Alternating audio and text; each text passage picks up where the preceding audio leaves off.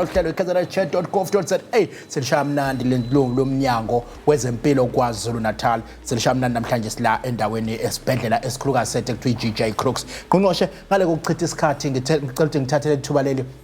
ngikubingelele ngithi dumela ngithi sawubona ngithi namaster. Siyabingelela Ntokozo, sibingelele kubabukele emakhaya, sibingelele kubalaleli emakhaya nabo bonke abasilandela kuma social platforms ethu sithi ithanda. Bonile ukuthi uvuke ngovivi namhlanje ngakubona ulapha ya endaweni yase Port Shepstone bathi kwaXolo. Ngempela namhlanje sibe nosuku olujana ngempela ngoba inkosi yakwaXolo inkosi uXolo uke wangicela emhlanganweni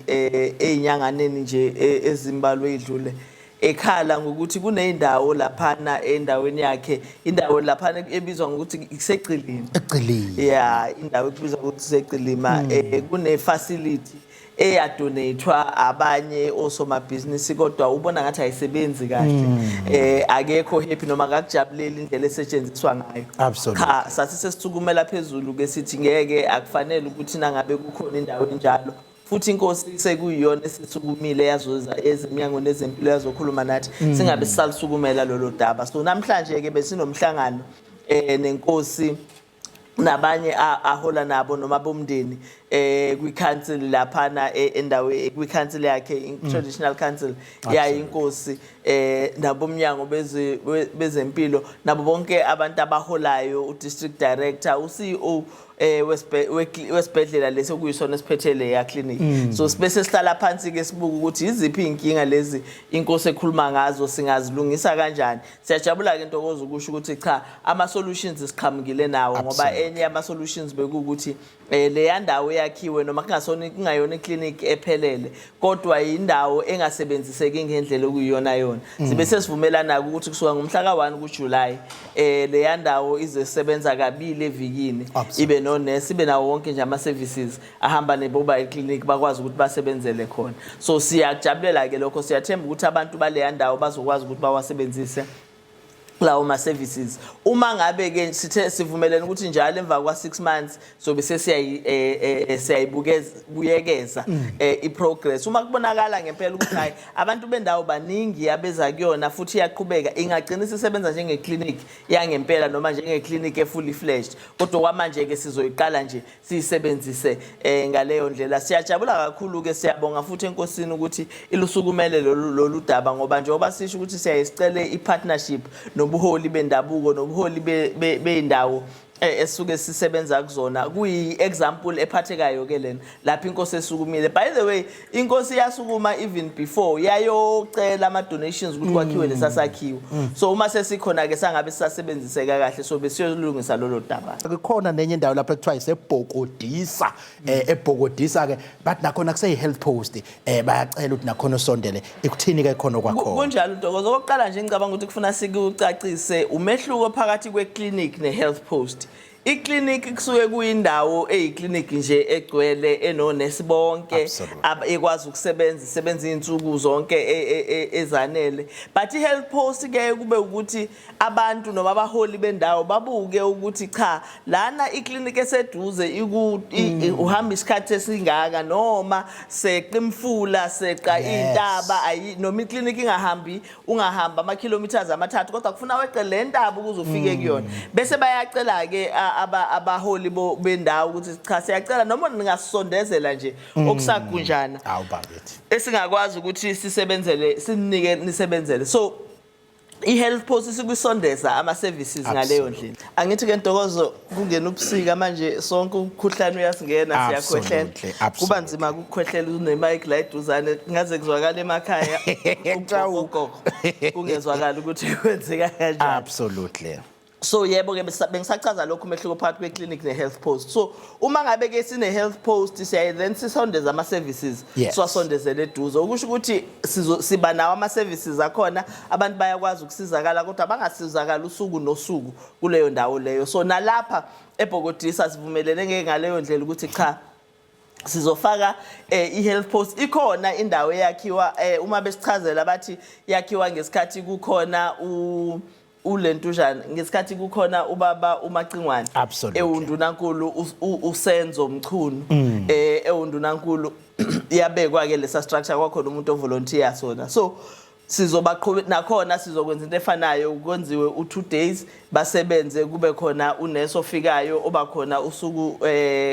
kulensuku ezimbili baphinde babe nama services abawatholayo. So ke ngiyazi ke ngqongqoshe ukuthi ke umnyango wakho ke njengoba wawubanika inselelo last week ukuthi abantu ake bebe nendlela ukuthi basireportele izinto abenza ngazo. Sibonile ke lapha yana enye ama video omunye bengajabulile wabafowethu lapha ya eMatadeni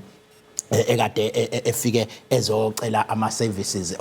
okuhlengwa wafikwa ngaphatheka kahle wayeseyangena ke ku video ekubeka nayo ukukhala kwakhe ukuthi akekho yephi ngendlela ephatheke ngayo ngake lifikile mhlambe ligcine lifikile udaba olufana nalo lokungqongqosha kunjalo Ntokozo silitholile nakhona kodwa silithola ngokuthi baningi abantu ababakhona kulama platforms uma bebona baye basithumelele sibe sesilibona ke umfowethu lapha eMatadeni ukuthi akaphathekanga kahle futhi wabarecorda wayipost noma singezukusho ukuthi ku wrong ukuthi ayiposte ku social platform yakhe kodwa nathi siyayisicela ukuthi qala kuthini uyabona kube beyipostile nje ngoba uyiposta uyishuthe as evidence yakhe esingakuphiki lokho asinankinga nakho kodwa phela akayithumele kuthini so that nathi sikwazi ukuthi singenelele kulona udaba kodwa ke umfowethu sibese simthinta sesixoxisana naye sithola ukuthi kwenzekile walichaza udaba futhi nathi masibuyele emuva sathola ukuthi kukhona into efana naleyo siyabonga nje ukuthi asinikeze ithuba lokuthi silungise le ndaba sibhizi ke sihleli phezukwayo siyazama ukuyicorrecta ngoba akekho umuntu onelungelo lokuthi umuntu umeze emtholampilo aphatheke noma kanjani ngisho kuthiwa akuwena okufuna ngabe uyayisiza ipatient ngaleso sikhathi asibe nayo phela indlela yokuthi ama patients siwakhulumisa kanjani siwachazela ukuthi cha mfowethu bekuthiwe linda lapha udokotela uzokuthola lapha noma unesi uzokuthola lapha uma futhi umuntu engazi ukuthi kuthiwa akalinde phimsiza ukuthi hayi angithola ubani ogcina ukukhuluma naye athi ngikubuzele kuyena ukuthi ebethu yephi so siyalungisa ke lolu daba ukuthola ukuthi ngempela kwenzekeni siphezukwana ngiyazi ukuthi ezinye zeindaba zibuye zithi kubabucayi zibuye ilumele kwabanye babalaleli kodwa sizwile ngqongqoshe amanye amaphephandaba ebeka ngodaba olwenzeke eGrace esibhedlela obelithinta omunye weziguli zethu ukuthi ngathi kuwe bakhona ukuthinteka ethintwa omunye weziguli silitholile izolo lolu daba Ntokozo liqhamuka kwabanye bamaphepha bechaza ukuthi kunesiguli lapha eGrace Hospital esihlukunyeziwe ngokocansi sihlukunyezwa yenye patient sibese sixoxa ke nabaphathi besibhedlela sibuza ukuthi kwenzekani sithola ama reports kuma reports ke siwatholile kuyinkinga nje ukuthi asikwazi ukuchaza ngama details ukuthi kwenzekeni kodwa sithe nase siyithola leyo reports axoxisana nabantu besibhedlela saxoxisana nomndeni isibhedlela siyathi ukuthi cha bayithola nabi report efana naleyo bali investigator lolu daba kodwa babeli investigator bangakuthola ukuthi kukhona ngempela okunjalo kwenzekile ngoba isiguli siyisiguli esingakwazi ukukhuluma bangakwazi ukubuza kusona isiguli hayi ukuthi hayibo khona yini oke wakuthinta base beqhubeka bona njengabaphathi besibhedlela sebenza sebechecka isiguli ukuthi khona yini ukuthinteka okube khona bangagcina lapho bangena nje impela bacheck impela ngoba phela uyakwazi ukumbona umuntu uma kukhona lapho ethinteke khona ikakhulukazi uma sikhuluma ngendaba yokudlwengulwa so siyenzile ke leyo investigation kwenziwa nama test kwatholakala ukuthi ayikho kwamanje into efana naleyo kodwa sitheke ngoba vele icomplaint okubukeka sengathi khona bathi abaphathi besibhedlela bavele bathatha even ama specimen bawathumela kuma laboratories ukuyocheck ukuthi kukhona yini okusalile ngoba uyakwazi ukuthola umuntu umedlungela omunye ukuthi ngempela kukhona okwenzekile so sikuleyo investigation kodwa ngepreliminary report esitholayo cha ayikho into efana naleyo eyenzekile isibhedlela size sakhuluma nanomndeni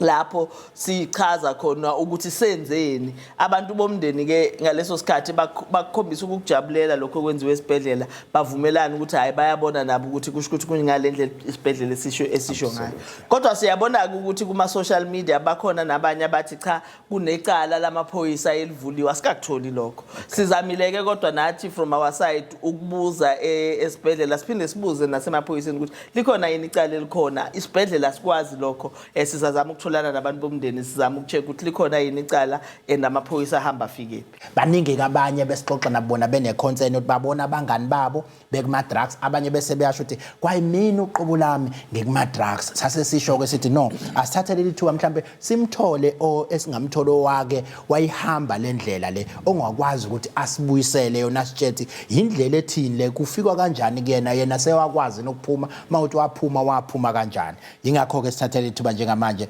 sifisa ukubingelela uNkanyiso Ngobese esingacela ukuthi asixoxele nje ukuthi ubani wakwabani wenzani nje South Africa. Igama lami uNkanyiso Ngobese, ngiyabingelela abalaleli, ngiyabingelela futhi nababukeli bonke. Ngomusa nje kaNkulunkulu ngumfundisi, ngihlala eLamesi kodwa ngizwala eClermont. Absolutely. Njoba ngumfundisi nje shuthi ngaphansi kwebandla iPrayer Assembly Foundation nangaphansi kweNPO ebizwa ngothando lenkosi. SiseLamesi ke besiba necampus eOverport, iphinde benecampus futhi ePrayer. Ilapho ke siqoqa khona bonke abantu abasha asebekhathela ama drugs. So ngama Saturdays sike siphume siye ngaphansi kwama bridges sifike sithi feed them, siphatha istambu nje, istambu sethu suke simnandi sinenyama. Masifika khona ke bese sifika ke naleli bhodo lethu bese siyababiza ke siya understandana njengomuntu namo siphuma phansi kwa bridge okwahlala walala nakulona, so bayangizwa nangendlela esibingelana ngayo indlela yasemgaqweni. So masifika ke lapha yana ke bese baphuma umningi babo bese kuyathandazwa ke nabo share nobufakazi. Abanye bayasazi, abanye basazela nasemajele, siyazana nje ngalendlela lena kuma drug house nasemalokishini ahlukahlukene bese ke bayajabula bese ke egcineni ke siyabathatha ke masibathatha ke sibayisa lapha ePrayer siphinde sibayise eOverport. Mhlambe ngoba ngifuna ukuthi sixoxe kahle ekhaya umuntu ayithole nje ilandelana kahle. Bengisazama ukuthola into ubani wakabani. Kodwa ngiyafisa siqale lapha emuva ukuthi umuntu ake kuthola ukuthi wena uzufike nawe uba umuntu ekuthiwa wakwathatha idanga. Ngiyeza usumfundisi manje. Ngiyathemba ukuthi manje makushola umfundisi wakwathi ukushaya yilo iwayini, ngiyathemba ethi uyalithinta kuvule kuvukelezi yazi. Kodwa wena uzuyafika manje nawe uqala ungena kuma drugs. Bengifisa siqale lapho ukuthi wena uyithola kanjani usukuma drugs. Mina ama-drugs ngiqala wabhema ngo-2010 bengisema ngoSuthu University of Technology ngenza izifundo zami ze-agriculture. Ngo-2010 ngingene ngo-2000 shuthi I was doing my second year bekunyaka wesibili khona. Kodwa shuthi ngena ema-drugsini ngasho ngingabeka ngolimi lesilungu bathi power association ukuyihlanganisa nje nabangani. Ngangumuntu nabangani ngalendlela lena, so ngagcina nami sengithanda istyle sama-drugs nokuthanda nje ubumnandi abongaleza ikhathi kwakuthiwa mawugwinyile khona ekhala nami ngifisa ukizwa lento le ekhala mawugwinyile yabo ngizwi yakhala nike usushayile gwinyele nabo nami ngayithatha ke lento ukuthi unayo lento egwinywayo yabo kwayibona ukuthi ama drugs amgodi kawugcwala elinye lifuna nelinye elinye lifuna nelinye ngagcina sengena kubo crack cocaine ngangena kubo heroin ngana kubo mandrex. Hayi usuka kude kakhulu ke manje angithi ke henye ke yezinto abantu mabexoxa abama drugs bethi ke iyona ncindezi abagcina benayo ngokuthola kwakho ke yini le ebiba yincindezi kuwena mawusukufuneka uwatholeke lama drugs. Abanye baye bethu gcina sekufuneka uthola imali yokuthola wona lama drugs ebese kugcina uswenza izinto ezirong, kodwa kuwena yiphi indlela owugcina uyisebenzisa ukuze uwathole lama drugs? So indlela engigcine ngiyisebenzisa one ngiqale ngadayisa nje yonke into ekade inevelu noma ekade ingadayiseka ngalendlela le ukuthi ngagcina sengilala phansi ngoba ngomphedo wami khona ngasekhaya wathi ufuna umbhede ngamane ngambuka ngathi nginawo umbhede ngihamba ngawulanda futhi ngingafune nanokubanjiswa umuntu. Uyibekele ekhaya. Ngiyibekele mina ekhanda, so ngawukhipha ngisho nomphedo wami sengidayise yonke into eyayigqokeka, sengidayise yonke into eyayiphatha ngezandla ukuze ngithole lama drugs. Ngangena na kwi-crime ke mangena lapha kwi-crime umuntu berobha kakhulu besehla senyuka thina phakathi kwemoto etradini sicisha imoto kuma ignition siqushula amajawuli sitshontsha ama cellphone abantu ngagcina sengigqekeza nemizi yabantu. Manje ke hlobo linto idakamizwa lolu ubusuyishilo ke ngezo human rights no bani kodwa khona ezishawa lapha ke la ebridge lado ukhuluma konke wakwahlala nakhona iziphi lezi eziqiniswa lapha ya phansi kwebridge iwunga lapha yana iwunga ekade ngibhema ngibheme ngaqala ngo2010 2018 ngafinyelela la iwunga ngingasayizwa khona Osekuphele kwawona ke manje yes ukuthi ngisayizwa yes so kukhona uhlelo okuthiwa iyajovwa ngagcina nami sengijova so iheroin ngibheme ngaze ngagcina sengisebenzisa insulin bengiyifasa ke la khanje imthambo ngimbabatha boma sengimbabatha mase ukhanje imthambo bese ngidonsa iwunga ngeinsulin bese ngiyijova ke la ngiyipush bese ngiyaqaqa bese ishafa fast enhlizweni ngisebenzisa nane crack cocaine ibizwa ngerock yabo ngisebenzisa nane Menrex ngaleso sikhathi ke hayi usuka kude wena ngiyakubona unomfundisi omkantshu bomvu manje ke lento ikwenza uzizwe kanjani mawusikuwe emzimbeni yes crack cocaine le bese ngithi mangibhemile ingenze ngibe high yabo ingiphe isibindi ingenze ngibe ne-energy yabo kodwa futhi at the same time futhi mase ngihigh kakhulu khona mina futhi sengathi ngaba khona into ezongenza ngibe down yabo bese kuba ilento uzane ngithathe yona ke iheroin le noma ngisebenzise iMendrex yabo so egcineni umuntu uthola ukuthi akazazi uma ese high kakhulu futhi usefuna ukuba down yabo mase futhi ese down kakhulu futhi usefuna ukuba high yabo futhi kodwa ke ngoba kade kufunakala kakhulu isibindi yabo kufunakala isibindi la sokuyokwenza amacala kufunakala isibindi mhlawumbe sokuthi umuntu ulala phansi kwebridge uzokwazi ukuyifisa impilo yaphansi kwebridge nakuma drug house sengazi ukuthi ungangaba sober kodwa sengazi ukuthi ngaba umuntu ophumile engqondweni zakho manje sifika ninike la usuthi sengifisa usizo ngoba abaningi akufiki la abona khona ukuthi sengifisa usizo kwafika ninike kuwena ekhanda lakho ukuthi hayi ke sengifisa usizo ke manje yabona ngafinyelela la engase ngibona khona ukuthi lempilo le sengiphakathi kokufa la khona la ngithema kade ngiqala unyaka uJanuary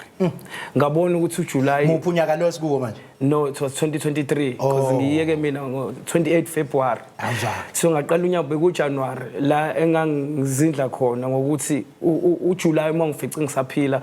kuyobe kuumusa nje because bengibona ukuthi la ngiyagula ngizokutshela lokho ukuthi the time isibhema lewunga le ngemjovo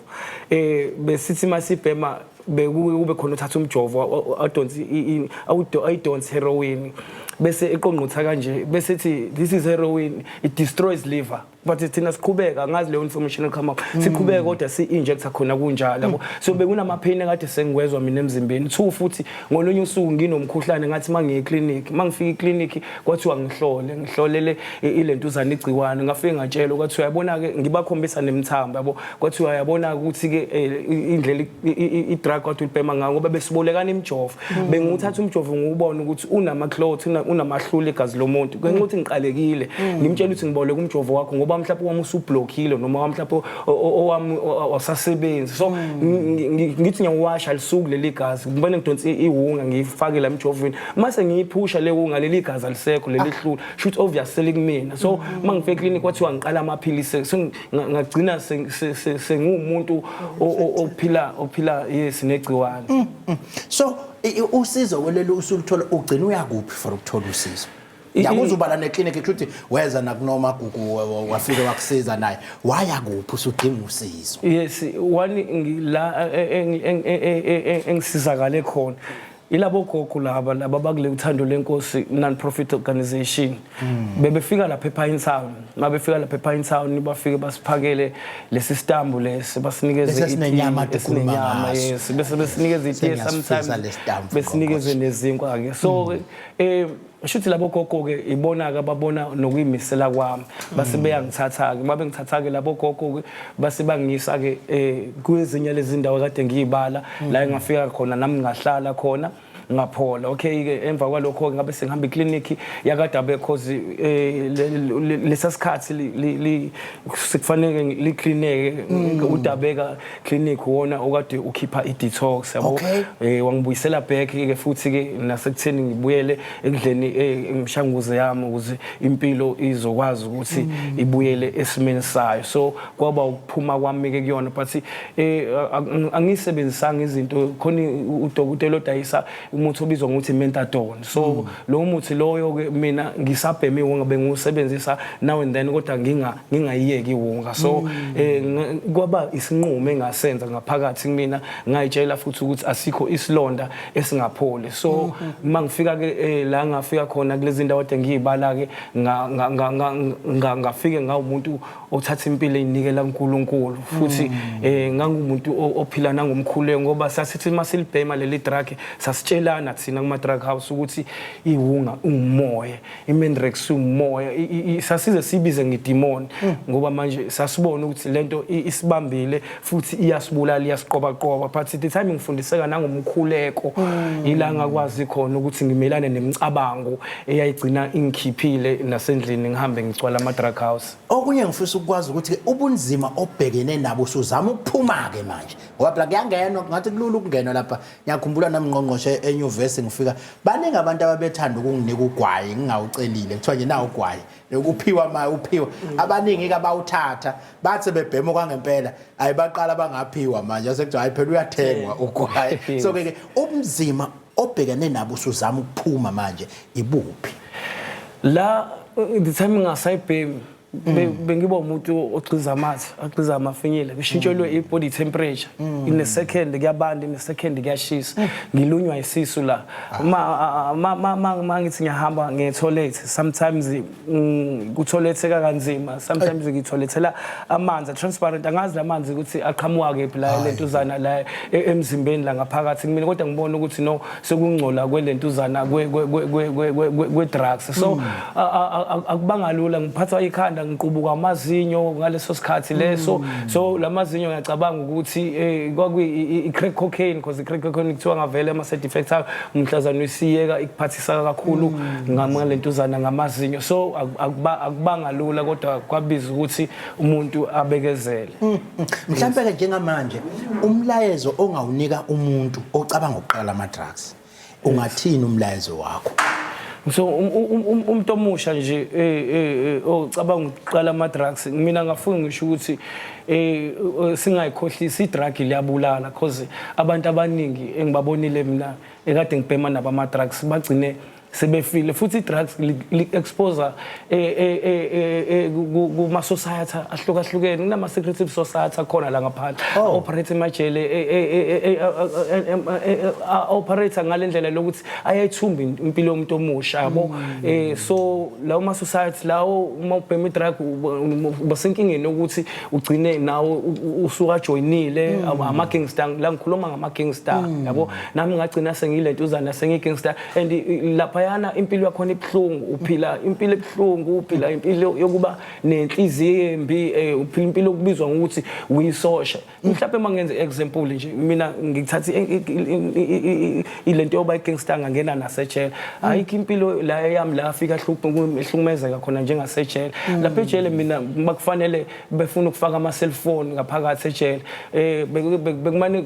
kukhonjwe mina ithi imali noma i-cellphone noma i-okap kanje yabo because manje mina ngathatha lento ngajoina le gangsterism so ngaphambana nemvelo yami mangifika la bengenza izinto eziphambana nemvelo yami nganganikeza ubhophopo ngolonye usuku kwakhava ngoplastic kwathiwa ngoninde ngovaseline kwathiwa ngoshuthe ngokwemvelo kuthiwa ngiyakhipha kodwa manje bona bathi ngoshuthe and then inhliziyo yami yayincane yabo ngolonye usuku nganganikezwa iokap kwathiwa ijele lizokhuthuza kuzofika amaphoyisa abizwa ngestability asifihleni labo okap the whole day mina ngehla no okap lentuzana ngushuthekile yes okuyimali ke kona ke hayi ngiyasihlalela kuwe nje ngoba phela ngawunebhange la nje ubeka ngoba ngazi ukuthi izosiza mina ngaphakathi so lezo zinto zikwenza uphile nenhliziyo embi nenhliziyo ebhlungu neenga yabo so umuntu omusha osafuna ukwaqala ngithi mina angalinga waqala mhlambe ke indlela la wena osuyibona ubheke khona nomsebenzi ke manje ofuna ukwenza nabantu abasha njengoba usushile busungena lapha emasobheni nibenzela amasobheni yathandaza nenza konke sekuyini mission yakho manje yini ofuna ukuyenza nje nabantu abasha usuwumuntu ke onosuphumile ngaphansi kwalelo sigaba laba abasabambekile abasafuna ukuphuma ngiyazama ngayo yonke indlela sabafowethu la ngikhona mina sinobhuti sibawu 70 yabo abanye bakwamanye ama campus futhi nabo ba plus or minus 50 yabo so siyazama ukuqoqana sabantu abasha ukuthi bafethu akusiyona impilo la nansi impilo and then abanye futhi masebe right sebepholile siyaphuma sihambela izikole sihambela abantu abasha sibatshela nje into eyodwa umuntu oyisulu ofunda ngamaphutha akhe kodwa umuntu ohlakaniphile ufunda ngamaphutha abanye bese siyabasherela bonke umzima esike sabhekana nabo because abanye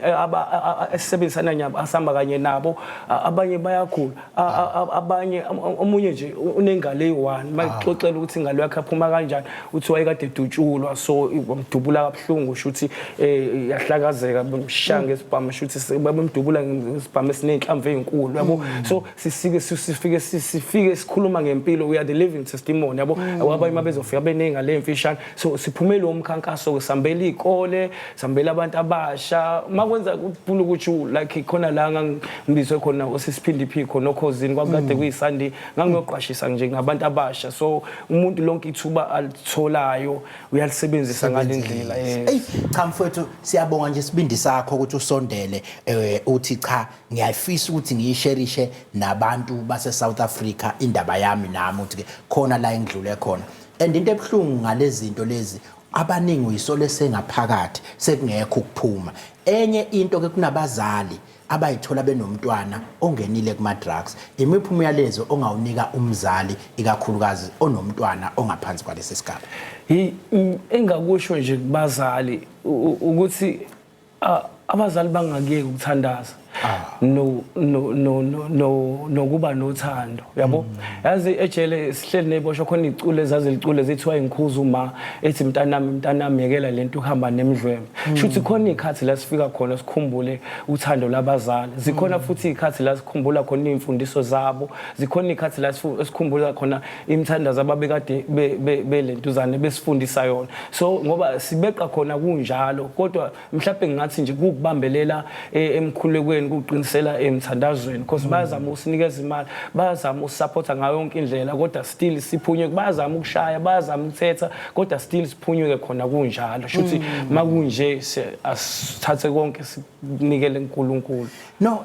ukhona kosekhaya naye ongaphansi kwalengcindezi manje ofisa nje umuntu angaxoxa naye ozothi ngiyafisa ukuxoxana lensizwe ngizwe emsakazweni noma ngiyibone kumabona kude bakuthola kanjani ke mabekudinga futhi phela ususulekile manje abanye bazobe kushela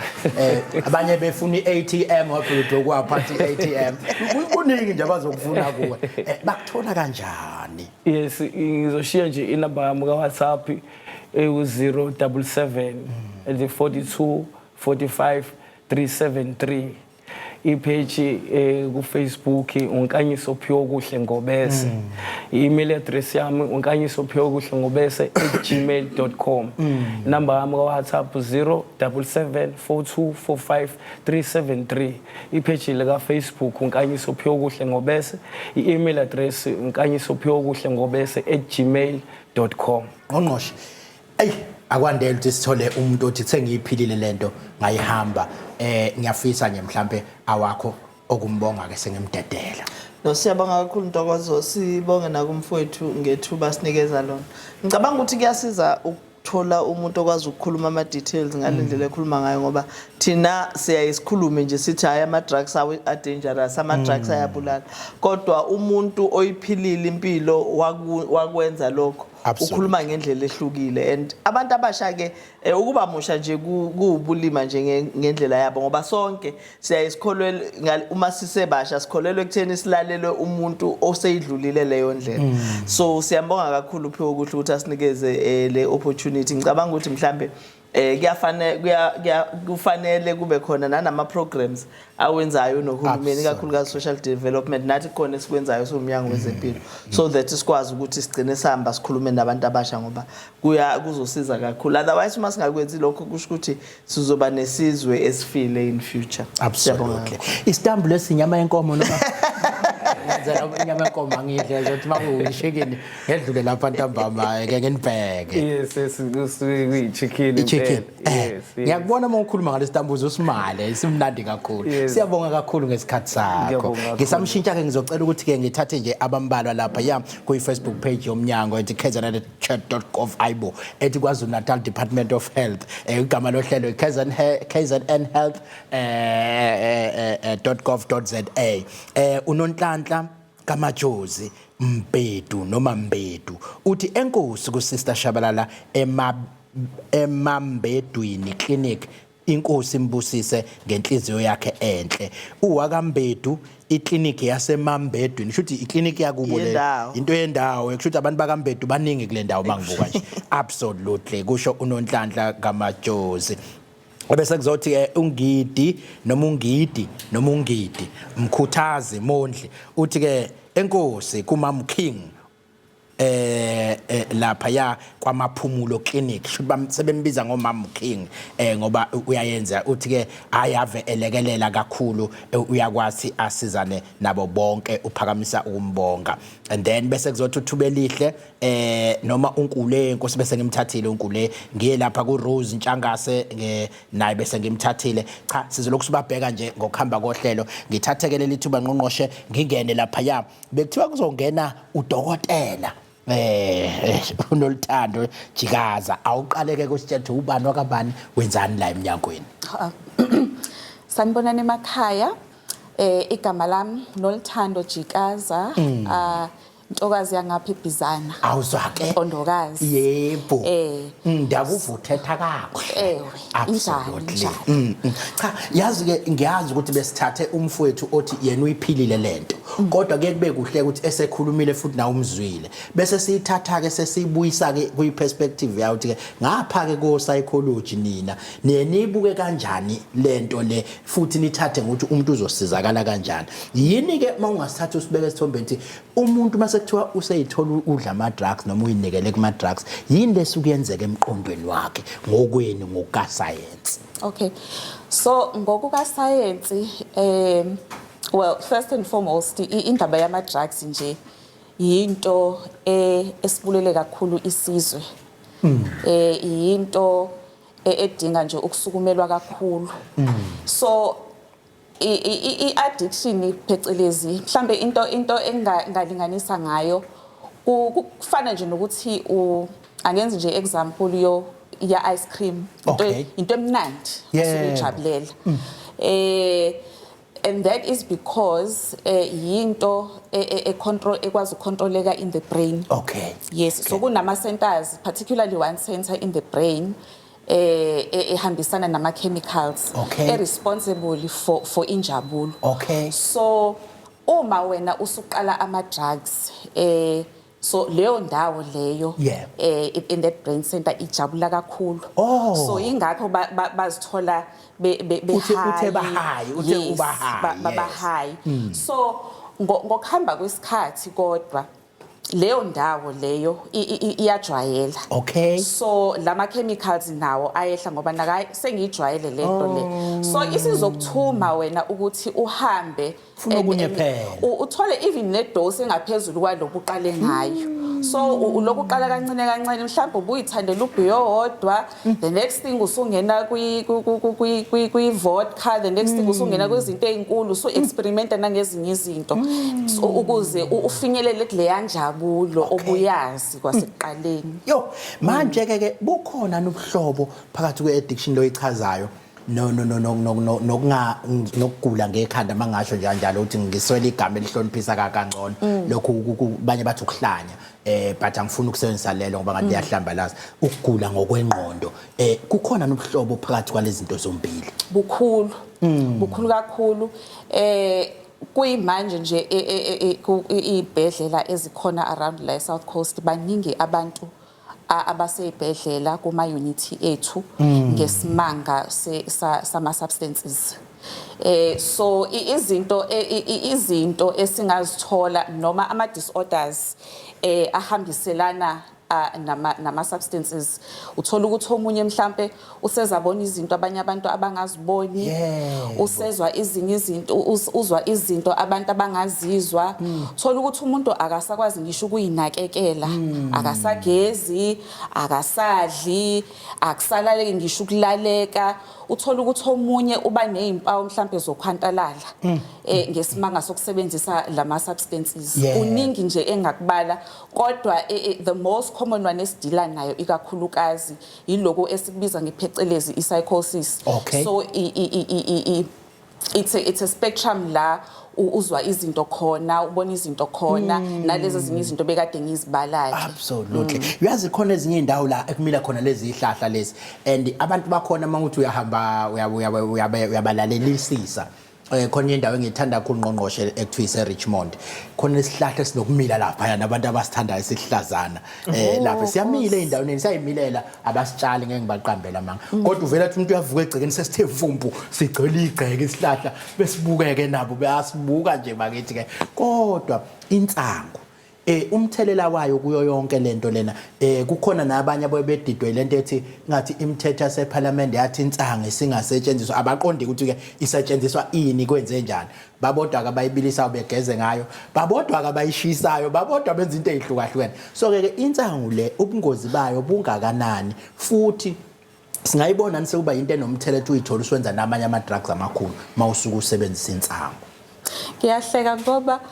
ubuchaza ukuthi abanye abantu bayisebenzisa kanjani kukhona omunye owathi uyipheka noshatini yebo impela mina ngo-COVID nje khona wangitshela wathi ke ngoba nje sikubambile ke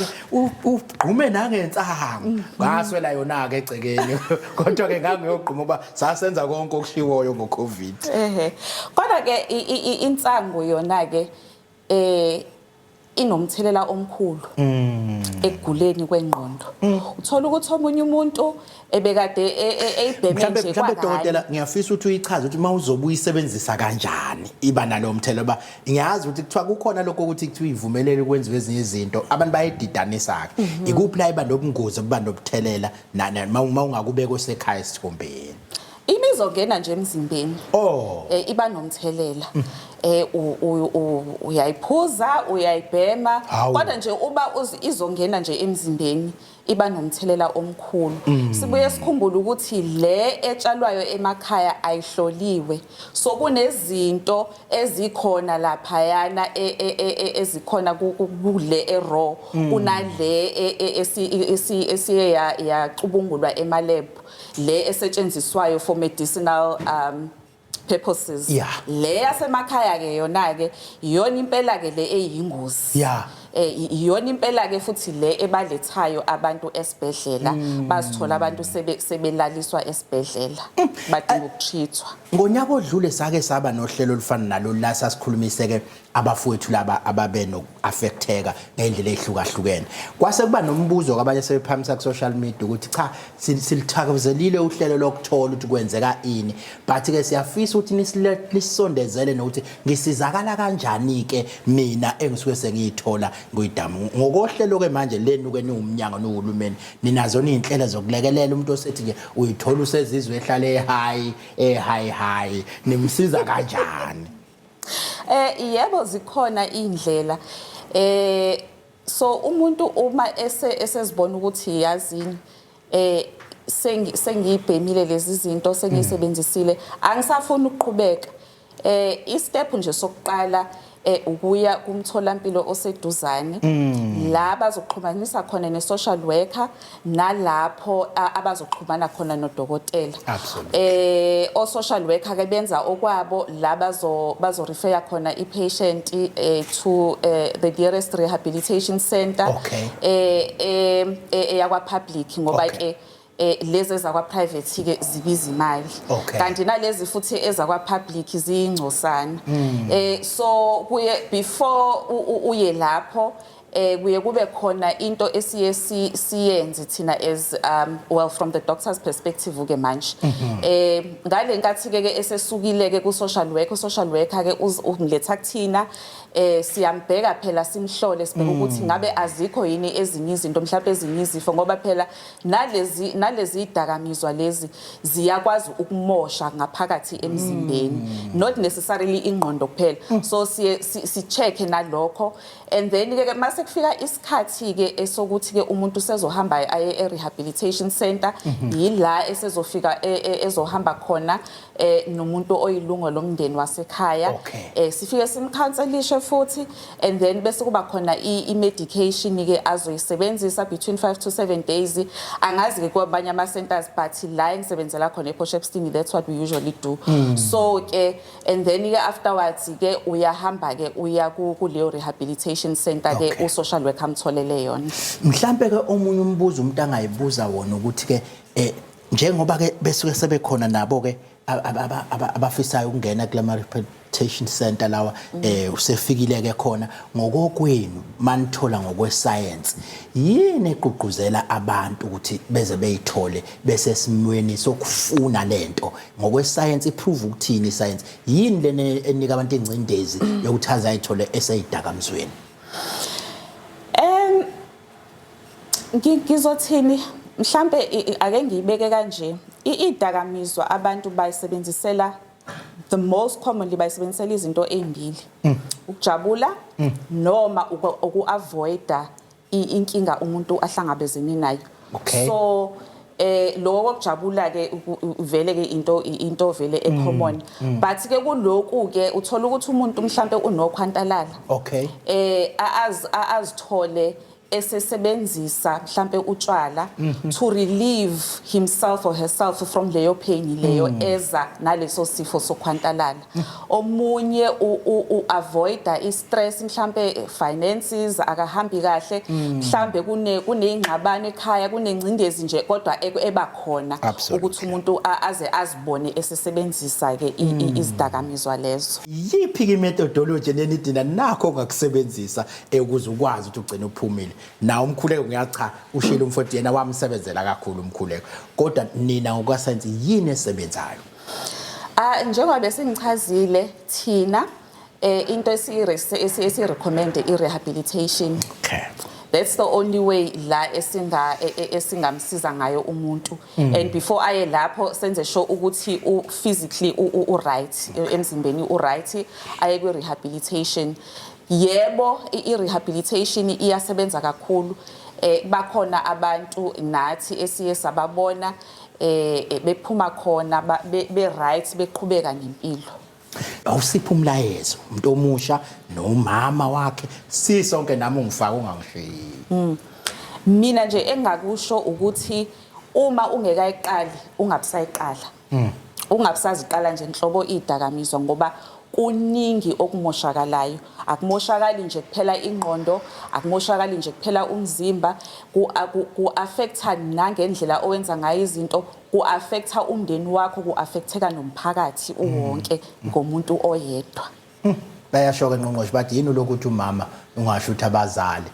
akuba abazali ngiyayicorrecta lapho ukuthi umzali singathini kumzali ongacisha ayithole enengane edla ama-drugs njengamanje umzali kumele aye kwisikhungo esiseduzane la azothola khona yonke i-information ukuthi umntwana wakhe angasizakala kangakanani I think isona step sokuqala leso and then ke emveni kwalokho kunye ke sekungalandela ngicabanga ukuthi into ekufuna siyigcizelele ilebishiwo udokotela nomfowethu naye uyishilo ukuthi kumzali noma ubani owomndeni onomuntu efamilini yakhe afisayo ukumsiza noma ofisa ukuthi ukwazi ukuthi angasondela angenze njani akeze eminyangweni wezempilo ushilo umfowethu ukuthi yena eyakhe process yahambeka kakhulu through detoxing ne-clinic okusho ukuthi njengoba udoctor bechaza ukuthi ama rehab centers awamaningi kuba nezindlela eziningana ke ababebona njengodokotela sebebheka ukuthi kungenzeka kanjani abanye baya kwezinye indawo uyakwazi ukunikwa izinto ezithize uma ngabe impilo yakho yasekhaya ikwazi ukukusupporta lokho kuthiwa hayi so lokhu sikunikeza lokhu kuzokusiza abanye kuthiwe cha wena udinga ukuthi ube seduze kwethu kakhulu so kodwa nje into ebalekile neyukhiye ukuthi usondele eminyangweni wezempilo ngoba sinayo indlela yokuthi singasiza kanjani. Sitholile ke ngqongqosho ukuthi ke ziningi izifo ezithinta abantu besilisa sibe nenhlanhla namhlanje ngomfowethu othe yena uwilling ukuthi azokhuluma njengomuntu one experience okwayiphila wayihamba lendlela ye prostate cancer uyafisa ukuthi azosixoxisa ngayo. Angifuni ukulisha igama lakhe engakangitsheni noma ufuna ukuba uanonymity noma ufuna ukuba igama lakhe la ngempela. Awusibingelele usitshela ukuthi umiphi mawufuna ukuba uanonymity bazokubona ke kodwa kubabona kude kodwa kusiyoba uanonymous mawukuthi uyathanda mawukuthi ke ukhululekile ulisha igama lakho. Ngiyabonga kakhulu. Ngibingelele kubabukeli nabalaleli emakhaya. Igama lami nguDumisani Pakisi ngokuzalwa ngaseMlazi. Ngikhule ngafunda futhi khona la eThekwini. Absolutely. Umsinzi wala eThekwini. Hayi ke ithazelo zopakisi ithini? Omhlakwane ophulu. Awuzwake ngiyazi ukuthi mawusemlazi siqala siba khona ekugcineni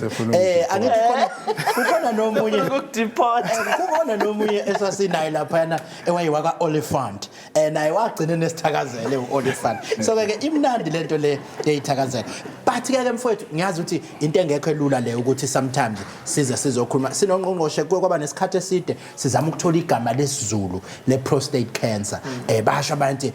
cancer yomshini umdlavuza womshini abanye bathi akusi umshini abanye bathi umdlavuza wedombolo athi akusili idombolo kwanento eziningi ezivelayo wena njengomuntu okwayihamba lendlela likhona negama enagcina nivumelana ukuthi hayi la mina ngizwe ngathi bekukhahlela lapha ya maningi amagama asetshenziswayo esintu kodwa ke ake adale indida kakhulu ngithi mina mhlambe kwanele masithi prostate kuzwakala kangcono ngoba abanye bathi umdlavuza wamankwahla kanti amankwahla yenye into it's different so gcina kanti ngicabanga ukuthi manje sesikule age ukuthi masithi prostate cishe wonke umuntu useya-understand ukuthi yini le prostate hayi ke nami ngizoyizama ukuyi-check ukuthi yini ngoba lento ey'cashile phela engaphakathi asikwazi ukuyibona but ke mhlawumbe uma ungakungiphe nje iy'mpawu for the first time ke ngizobe ngixoxa nomuntu ozongitshela ngey'mpawu zangempela labanye basho bayifunde phansi manje wena uzobe ungitshela ngalezi wawuyihamba uyiphila iy'mpawu ze-prostate cancer ke kube yini uma ungakusondezelwe sekhaya ziningi impawu ziba khona impawu ze-prostate cancer kodwa nje kubile ngicela ukukubalula before ngiyibale ukuthi isikhathi esiningi impawu ze-prostate cancer kungaba impawu zesinye isifo esihlalelene nayo isimo somuntu wesilisa nakabantu and also futhi ngicela ukuthi abantu besilisa bazi ba-understand ukuthi by the time uyibona impawu kusuke sekulate so asingalindi impawu asambe senze into right so khuluma ngokuhamba kwesikhathi kodwa impawu nje kwezinye ezibalekile ukuthi umuntu wesilisa kuba ubathola kunzima ukuqala nokuchama okwesibili kuba ubuhlungu uma umuntu wesilisa echawa yes isikhathi ebonye futhi ilokho kuvuka kakhulu especially uchama njalo especially ebusuku ngiyazi ukuthi abantu besilisa lokho bakublame athi ileli tiye ngilishayile noma mhlambe ilo BO2 bengushayile ngenzeka ukuthi kona kodwa masovuka kuvuka ebusuku sekubaleki sekufuna ukuthi ucheck ukuthi medically ke abaningi bakubathi laba batreata ushukela idiabetes bathi badalwa amaphilisi akhona ukuthi bachame asiphiki kodwa sithi ke if usuyibona le mpawu hamba ucheck ukuthi ke ngaba kusiyona yini prostate okunye futhi kuba igazi emchameni so impawu lezo but again ngicela ukugcizelela ukuthi by the time uyibona kusuke sekulate mina nje ngadiagnosewa ngiku-stage 3 kodwa ngangingenalo nolulodwa uphawu wama ukuthola ngoba nawe ukusukumela uhamba wayocheck mhlambe nje kuba njani mawusuzwa ke lolu daba sekuthiwa nje hayi ke nakho sekukhona into kanje ngiyakhumbula kwaku December 21 kodwa nawe ungawochecka ngoDecember mfethu asikho isikhathi sokungacheck kuphela ucabanga uDecember zisuke ikhala ngoDecember akithi ngangifuna ikhale ngiright so ngiyakhumbula udokotela engitshela ukuthi hayi Pakisi ikhona icancer and kuba nzima futhi ngiyacabanga nako wonke umuntu wesilisa kuba nzima kodwa ngokuhamba kwesikhathi ngafunda ukuthi kufanele ngamukele ukuze impilo iqhubeke and futhi okunye ngikufundile ngokwamukela ukuthi ukwamukela is not a once off kuyi process because isimo sakho sishintsha nsuku zonke ngalesifo especially with the treatment ungakaguliswa nje i-prostate cancer yona uqokelwayo i-treatment yakhona inzima and yikho sithi kubantu besilisa sicela ukuthi bafowethu ni-check early ukuze i-cancer itholakale early isheshe ilapheke kuse-early kwekuthiwa ngesilungu early detection is key ukuthi usheshe uthole ikona okuzokusiza omunye-ke ngoba angiyazi bazobe silale emsakazweni uyayibuza le nsizwa esikhuluma nayo mhlawumbe insizwa engakanani and ithole nini uma ungakunqeni ukusitshela ukuthi na bekuyiminyaka emingaki uthola nanokuthi-ke manje umuntu ongakanani nokuthi uhambe isikhathi esingakanani indima yakho usiwazi ukuthi ngathola ngisemncane kodwa namanje ubuka kusemncane ngathi una-24 mangubuka lapho nje ngoba usufake neminyaka ngicela ukukuveza nje ukuthi umnyaka yenye ama-factors angadala i-prostate engabanga umuntu wesilisa ukuthi abe ne-prostate cancer other than iminyaka khona i-family history yes kanye nobuhlanga yes so iminyaka isebenza kanje uma ngabe usuna 40 kuyaphezulu ngokwemgomo eSouth Africa sekufanele uqale ucheck for i-prostate cancer kodwa ke njengabantu bezempilo amshonzo understand nani ukuthi la sesikhona manje iminyaka yokutesta yokudetect noma yokutholakala lalezifo iya ngokuya yehla sekukhona abantu abaneminyaka ewu30 abatholakala bephila nayo i-prostate cancer so kubalekile ngempela ukuthi if umuntu wesilisa especially if ekhona ekhaya oke waphila ne-prostate cancer ungaze uzulindele ya 40 hamba uyochecka u40 indaba yes indaba u40 and okunye futhi engicela ukucacisa sikhule kuthiwa i-cancer isifo sabelungu isikhathi esiningi hayi izifo zabelungu lezi kodwa ngicela ukucacisa ukuthi ucwaningo eSouth Africa luthi oyedwa kwabane abantu abamnyama kwaba u4 amadoda amnyama uzoba ne-prostate cancer ngiyabala lapha esikhona manje sengiyayibuka nje yes kodwa kwezinye inhlanga kuthiwa oyedwa kwaba u8 so kusho ukuthi i-prostate cancer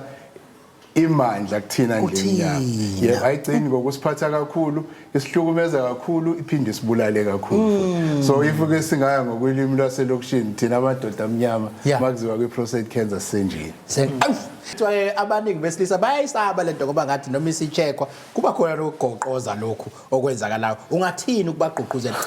bungcono ubuhlungu bokuyogoqozwa lokho kunobuhlungu oyobhekana nabo mangathi uyayitholakala ngokusheshsha ngizocela nje ngibonge ngaleyo mbuzo ngibe sengiyawakhulula amadoda ukuthi akusagoqozwa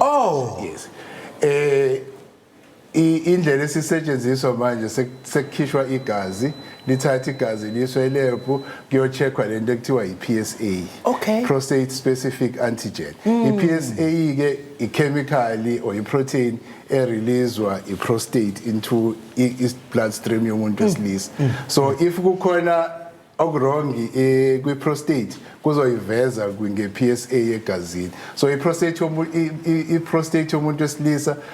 ephila kahle kufanele between 0.2 and 4 kubaluleke kakhulu ukuthi i-PSA yakho ingaphezulu kwa4 akusho ukuthi usune prostate cancer ngenzeka ukuthi unesifo nje mhlawumbe isifo socansi or nalokho ekuthiwa prostatitis icondition la iprostate ivuvukala khona kodwa not necessarily ukuthi ine cancer so ke udokotela uyena ozokubona ngokukwazi mhlawumbe nanokubunya kubonayo kodwa itest yokugcina edetermination ukuthi umuntu wesilisa unayo noma kanayo iprostate cancer ile ekuthiwa ibiopsy la eyiswa khona elebhu kuthathwa isicubu eyiswa khona etheater kuthathwa isicubu lapha kwi-prostate siyocheckwa ke lebhu iyona test ke ultimate test ezosho ukuthi umuntu injani ubuhlungu vethu ayikho ubuhlungu kuba khona nje ukuthi khona enziwe kodwa akubi njalo so kodwa ke ukugoqoza ukufakwa umunwe la ngemuva lokho sithi ngesingisi DRE digital rectal examination uswazi wayifundela le absolutely ngiphila nayo kusengenzeka udokotela akwenze especially if ufika kuyena usunezimpawu zokuthi yes kodwa ke ngithi ke kumuntu wesilisa bafowethu le discomfort ya 20 seconds udokotela ekufake ingenza umehluko ukuthi ushona at 50 noma ushona at 75 so ngicela ukuthi if kuthi kufanele uyenze siyibekezelele ngoba iyona engashintsha impilo yethu hey isikhathi ukuthi siyangilimaza basi against me manje ngicela nje umlayezo wakho ugcina ungigoqele nje konke kubantu abangenzela baphila nayo noma abakazazi noma baphila nayo yini kakhulukazi kulaba abangakazazi ngithi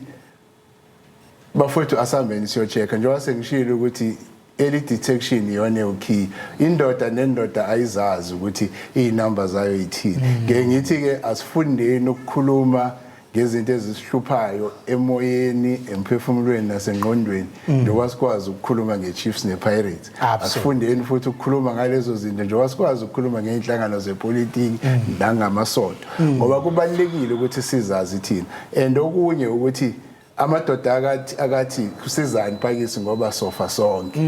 ngithi ke mina ngikhuluma ngokufa ngikhuluma ngokuphila ukuthi usaphila ke ufuna wena ukuba yilo baba ozophishwa yini ufuna ukuba yilo baba ozofunzwa yini ufuna ukuba yilo baba ozoxhagwa mayihamba if ungafuna ukuzenzela wena kwenzelele ingane zakho nabakuthandayo ngoba akekho ingane efuna ukubona ubaba waye kuleso simo kulabo abanye abangakazazi ngithi asambeni bafethu siyochecka kulabo sebephila nayo ngiyazi ukuthi ubunzima kanjani treatment but asibekezeleni ngoba ukulapheka kwethu kukuyona treatment ngithi into ebhlungu ukukhuluma ukusiza omunye umuntu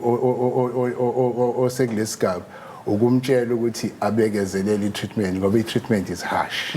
so kulabo bathi hayi mina ngiyobona mase ngilapho awufuni ukufika la kulabo futhi abangafuni ukuya ukuthi ungahlali ungazazi njengoba sengishilo if ungafuni ukuzenzela wena enzela izingane zakho and okunye ekugcina sengivala ukuthi ngithi kumadoda lama clinic akhona endaweni lama clinic akhona emsebenzini kulabo asebenza nalama medical aid esinawo emaphaketheni akuwona ukuthi mase sigula kodwa ukuthi asisize ukuthi singaguli so kubalekile ukuthi sihambe siye kule indawo siyoyihlola sizazi ngoba ukuthola indoda ikutshela senge ngithi umuntu mayengixoxela ukuthi hey yazi usibani wenzeni bese ngithi kambe ithini yakhe iPSA ukuze sikwazi ukuthi iziphi izinto ezibalekile wazi wayishintsha impilo yami ibhagisi ngoba nami ngiyoyitesta ke next week ngqongqosha ngeke emsebenzini lonke iviki ngiyotesta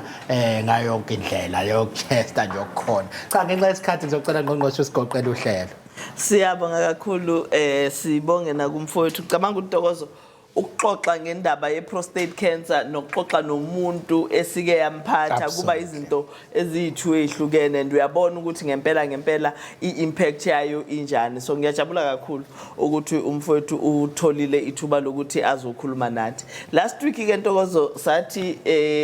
sihamba sathi cha sinabantu abagijimayo bayogijima i-Comrades Marathon sabala uCFO sabala nomfowethu uPhumlani